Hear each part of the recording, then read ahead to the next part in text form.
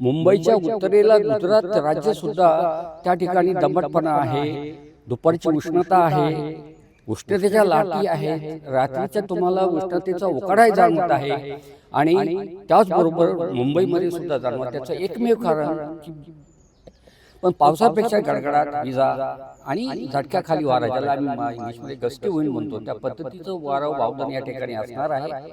पण प्रथमतः मार्च महिन्याबद्दल असं बोलूया की मार्च महिन्याच्या सुरुवातीला भयंकर तापमान होतं पश्चिम विदर्भामधल्या ह्या 3-4 जिल्ह्यांमध्ये जाणवलं की जे मार्च महिन्यामध्ये 11 मार्च ते 26 मार्च दरम्यान प्रत्येक दिवशी जे तापमान असायला हवं त्यापेक्षा 1-2 डिग्री तापमान खाली असणार आहे. त्यामुळे वातावरणात हा बदल होणार असल्यामुळे उष्णता मार्च मध्ये तुम्हाला कमी जाणवेल. पावसाची काही भागामध्ये शक्यता आहे हलक्या स्वरूपाच्या, कुठे कुठे साधारणपणे अशा पद्धतीने पाऊस होऊ शकतो. एल निनो जो आहे की जो पावसाला मारक ठरतो त्या पद्धतीचा एल निनो येण्याची शक्यता जवळपास 80% आहे. राज्यामध्ये ऐन मार्च मध्येच उन्हाचा तडाखा वाढायला सुरुवात झालेली आहे आणि आपण सगळेच जण म्हणतो यावर्षी की ऊन खूप जास्त आहे, पण नेमका हा अंदाज कुठे कुठे आहे आणि पुढच्या काळामध्ये हवामानातल्या कुठल्या कुठल्या बदलांना आपण सामोरं जायचं आहे, या सगळ्या मुद्द्यावर आपण चर्चा करणार आहोत.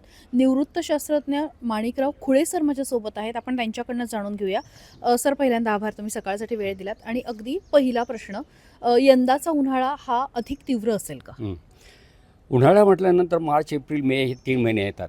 पण प्रथमतः मार्च महिन्याबद्दल असं बोलूया की मार्च महिन्याच्या सुरुवातीला भयंकर तापमान होतं आणि विशेषतः पश्चिम विदर्भामध्ये अमरावती, अकोला, बुलढाणा, वर्धा ह्या ठिकाणी किंवा यवतमाळ या ठिकाणी तापमान हे सरासरीपेक्षा 4-4.5 डिग्रीने वाढलं. म्हणजे काही ठिकाणी उष्णतेच्या लाटा आल्यात, काही ठिकाणी उष्णताच्या लाट सदृश स्थिती आली, पण ही सगळ्या ठिकाणी नाही. हे फक्त तुम्हाला जाणवलं असेल तर पश्चिम विदर्भामधल्या ह्या 3-4 जिल्ह्यांमध्ये जाणवलं. आणि हे वातावरण तुम्हाला 1 मार्च ते 10 मार्च या दरम्यानच जाणवलेलं आहे. मराठवाड्यात ती स्थिती जाणवली नाही किंवा आपल्याकडे सोलापूर जिल्ह्यात ती स्थिती जाणवली नाही. आणि यानंतर मध्य महाराष्ट्रात स्थिती फक्त आपल्याला कोकणामध्ये थोडीशी उष्णता जाणवली, विशेषतः मुंबईमध्ये जाणवली. आणि हे फक्त 1 मार्च ते 10 मार्च या दरम्यानच जाणवली. आणि त्यानंतर पुन्हा आपल्याकडं 11 मार्चनंतर आणि जवळपास मार्च अखेरपर्यंत 26-27 मार्चपर्यंत महाराष्ट्रामध्ये तापमान हे आल्हाददायक असणार आहे. अति तापमान असणार नाही आहे. म्हणजे सरासरीचं जे तापमान आहे की जे मार्च महिन्यामध्ये 11 मार्च ते 26 मार्च दरम्यान प्रत्येक दिवशी जे तापमान असायला हवं त्यापेक्षा 1-2 डिग्रीने तापमान खाली असणार आहे. कारण ज्या पद्धतीनं वातावरण आता ढगाळ होणार आहे, पावसाचे शिडकावे येणार आहेत, त्यामुळं वातावरणात हा बदल होणार असल्यामुळं उष्णता मार्चमध्ये तुम्हाला कमी जाणवेल. आणि एप्रिल आणि मेमध्ये त्याची तीव्रता कशी असेल ती त्याच वेळेस बोलण्यात अचूकता असेल असं मला म्हणायचं आहे. एप्रिलच्या बाबतीमध्ये आपण 1 एप्रिलला बोलूया. सर, आपण बोललो की पावसाची काही भागामध्ये शक्यता आहे हलक्या स्वरूपाच्या, कुठे कुठे साधारणपणे अशा पद्धतीने पाऊस होऊ शकतो? सध्या महाराष्ट्रामध्ये तुम्ही जर बघितलं, आज 16 मार्च सोमवार, आजपासून तुम्ही जर बघितलं तर येणाऱ्या 7 दिवसामध्ये महाराष्ट्रामध्ये जवळपास सगळीकडेच कोकण वगळता बऱ्याच ठिकाणी महाराष्ट्रामध्ये अवकाळी स्वरूपाचा पाऊस, म्हणजे जो दुपारच्या नंतर येतो तो असा किरकोळ स्वरूपाचा पाऊस, तो फार 2, 5 आणि 10 सेंटीमीटर असा पाऊस असण्याची शक्यता नाही आहे.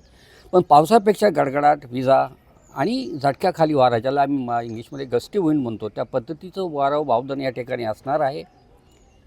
ह्या व्यतिरिक्त विशेष नाही. पण तुम्ही नेमकं म्हणता कोणत्या ठिकाणी जास्त आहे, तर त्याच्यामध्ये विशेषतः विदर्भामध्ये हे जे पश्चिम विदर्भातले जिल्हे आहेत की ज्याच्यापासून नागपूरपासून सुरुवात करूया, अमरावती, अकोला, बुलढाणा, यवतमाळ या भागामध्ये पावसाची शक्यता अधिक आहे.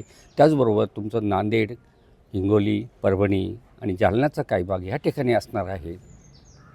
आणि मध्य महाराष्ट्रामध्ये त्या मानाने प्रमाण थोडंसं कमी असणार आहे.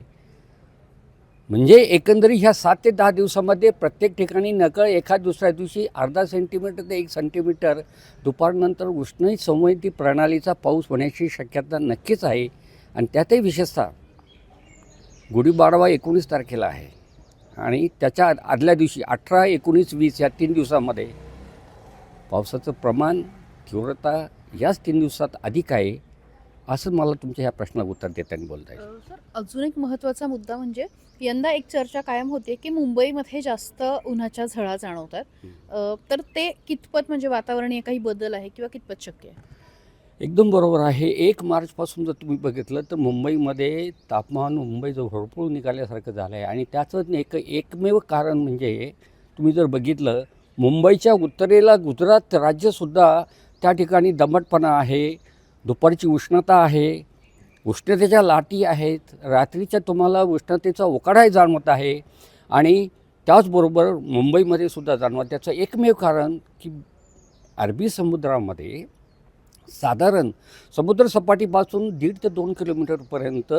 प्रत्यावर्ती वाऱ्याची स्थिती म्हणजे घड्याळ काट्याच्या दिशेने वाहणार आहे. त्याला आम्ही अँटोसायक्लोनिक विंड अशा पद्धतीची प्रणाली असल्यामुळं जे थंडगार वारे अरबी समुद्राहून मुंबईच्या भूभागावर कोकणातल्या जिल्ह्यामध्ये येण्यासाठी अटकाव केला जातो. कारण ती वारे घड्याळ काट्याच्या दिशेने वाहत असल्यामुळं आणि अरबी समुद्राचा बराच क्षेत्रफळ ते वाहत असल्यामुळं हा जो गरका आहे परिघाचा त्यातून नेमका असे वारे वाहत आहेत. म्हणजे उत्तरेकडून दक्षिणेकडे वारे वाहिल्यामुळे पश्चिमेकडून अरबी समुद्रातून येणाऱ्या वाऱ्यांना अटकाव झाल्यामुळे जो थंडावा हवा असतो तो थंडावा मुंबईला मिळाला नाही. त्यामुळं मुंबईमध्ये आणि ही जी सिस्टममध्ये होणारा बदल, वाऱ्याच्या दिशेत होणारा बदल, वाऱ्यातला होणारा पॅटर्न बदल, यामुळेच मुंबई बऱ्यापैकी होरपळून निघालेली आहे त्यावेळेस. पण अलीकडं थोडंसं त्यातही तुम्हाला आल्हाददायकपण वाढलेलं आहे आणि 2-4 ठिकाणं जसं मी मागेही तुम्हाला सांगितलं की अलिबाग, हरनाई, डहाणू या ठिकाणी थोडं तापमान जास्त आहे. उर्वरित ठिकाणी सांताक्रूज, कुलाबा ह्या ठिकाणी तुम्ही जर तापमान पाहिलं तर ती तापमान म्हणजे सहन करण्या इतके सहनशील आहेत असंच मला या ठिकाणी म्हणायचं आहे. आणि मुंबईमध्ये सुद्धा आत्ता मार्च अखेरपर्यंत विशेष तापमान असणार नाही आणि एप्रिल मेमध्ये आपण त्यावेळेस बोलण्यात नक्कीच अचूकता मिळेल असं मला वाटतं. सर, मान्सूनचा अंदाज आता व्यक्त व्हायला सुरुवात झाली आहे. खरं तर अचूक अंदाज आपल्यासमोर आलेला नाही आहे, पण यंदा पाऊस कमी असेल असं बोललं जातं आहे. जर एकतर तसं असेल तर मग आत्तापासूनच आपल्याला पाणी वाचवायला लागेल का? त्यासाठी कशा उपाययोजना करणं आवश्यक आहे? काय तुमचा अंदाज सांगतो? करेक्ट. एल निनो जो आहे की जो पावसाला मारक ठरतो त्या पद्धतीचा एल निनो येण्याची शक्यता जवळपास 80% आहे. पण एल निनोच्या बाबतीत महाराष्ट्रासाठी जो इंडियन ओशन डायपोल म्हणजे अरबी समुद्र आणि बंगालच्या उपसागराचं तापमान यातला फरक हा फार महत्त्वाचा ठरतो. आणि हा फरक जर धन असला तर जागतिक पातळीवर जरी एल निनो असला तरी देशासाठी जर El Nino positive Indian ocean dipole जर पॉझिटिव्ह असला, धन असला, म्हणजेच काय, अरबी समुद्राचं तापमान आणि बंगालच्या उपसागरातलं तापमान ह्या दोघांची बेजिक बेरीज केली तर तुम्हाला ती धन यायला हवी. म्हणजेच अरबी समुद्रातलं तापमान हे अधिक असायला हवं, म्हणजे वार्मर असायला हवं आणि बंगालच्या उपसागरातलं. अशी जर स्थिती राहिली तर देशासाठी मात्र एल निनोची भीती बाळगण्याची काही कारण नाही. पण याच्यामध्ये स्पष्टता, याला जर तरचे कंगोर न वगळता स्पष्टता काय नक्की दुष्काळ पडणार आहे का, पावसाचं प्रमाण हे जर तुम्हाला हवं असेल तर आपण नक्कीच 15-16 एप्रिलला बोलूया. पण त्या अगोदर सांगताना मी एवढंच सांगेन, एल निनो आहे ही शक्यता 80% असताना तर जे शासनाकडं जी धरण साठ्यामध्ये पिण्याच्या पाण्याची जी धरणं या ठिकाणी त्यांनी आत्तापासून शक्य झालं तर त्याची काटकसर करता येईल की या दृष्टीने नक्कीच त्याच्यावर कटाक्ष टाकावा असं मला वाटतं. आणि तसं जर केलं तर कदाचित आपल्याला जून-जुलैमध्ये जसं 1997 साली 2019 साली आपल्याला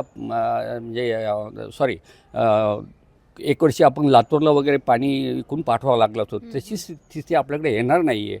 मग ह्या निमित्तानं आज जर तुम्हाला एल निनो जर 80% दिसतो तर नक्कीच पाणी पिण्याच्या बाबतीमध्ये नियोजन करावं, काटकसरीपणा करावा असंच मला या ठिकाणी आज बोलता येईल. आणि त्याच्यावर सुद्धा अधिक स्पष्टता, जर मान्सून चांगला असेल तर तुम्हाला थोडीशी काटकसरीची ढिलाई तुम्हाला नंतर करता येईल. पण ह्या महिन्यामध्ये उशीर नको म्हणून तुम्ही या ठिकाणी काटकसरी करावी असं माझं वैयक्तिक मत आहे. आणि त्यानुसार हाच मेसेज मला या निमित्तानं देता येऊ शकतो असं मला वाटतं. थँक्यू सो मच सर, तुम्ही वेळ दिलात. आणि तुम्ही जर बघितलं तर सरांनी एक गोष्ट फार स्पष्टपणे सांगितली की त्या गोष्टीही थोड्याशा जशा स्पष्ट होतील तशा आपण सांगूया, तशा आपण अधिक अंदाज वर्तवू शकतो. पण आत्ताच्या घडीला तरी एल निनोमुळे खरं तर शक्यता होऊ शकते, पाऊस कमी पडण्याची शक्यता निर्माण होऊ शकते. आणि म्हणून किमान जोपर्यंत आपल्याला स्पष्टता येत नाही तोपर्यंत तरी पाणी वाचवण्याची आणि पाणी बचत करण्याची गरज आहे. व्हिडिओ जर्नलिस्ट प्रदीपसह नेहा सराफ, सकाळ, पुणे. महाराष्ट्रातील सर्व बातम्यांचे विश्वासार्ह व्यासपीठ सकाळच्या सर्व सोशल मीडिया प्लॅटफॉर्मला लाईक, फॉलो आणि सबस्क्राईब करा. तसंच सर्व नोटिफिकेशनसाठी बेल आयकॉन प्रेस करायला विसरू नका.